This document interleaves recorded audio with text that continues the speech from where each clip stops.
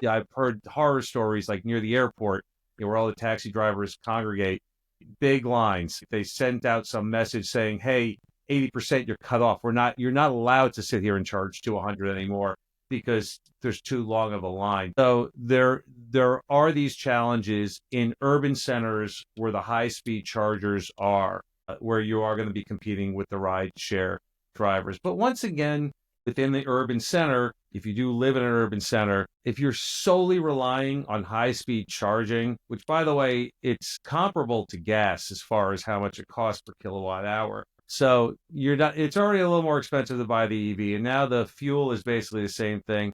You don't have access to a level two. You're an edge case, and you probably should not be getting an EV at this moment. You should have, at the very least, access to a public level two charger. So I find the rideshare drivers are pretty much in the urban areas. But if you do have public level two charging nearby, it's worth your while. But if you want to compete with the level threes, you may have some challenges depending on where you are. It depends on what part of the city. I know there's a charger near me where it's near where my son plays soccer, where I've topped off over there, and it's been full, quite a few times. It's funny, it's interesting. Just in the last 2 years, I drove by even before I had an EV. It used to be empty every time. Like they're going out of business.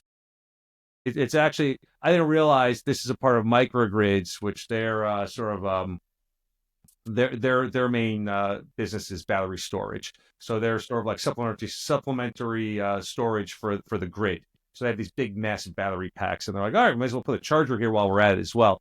But I didn't know what that at the time. I'm driving by, I'm like, God, this they're going out of business. Slowly but surely, over 2 years, oh my God, I see someone charging in there.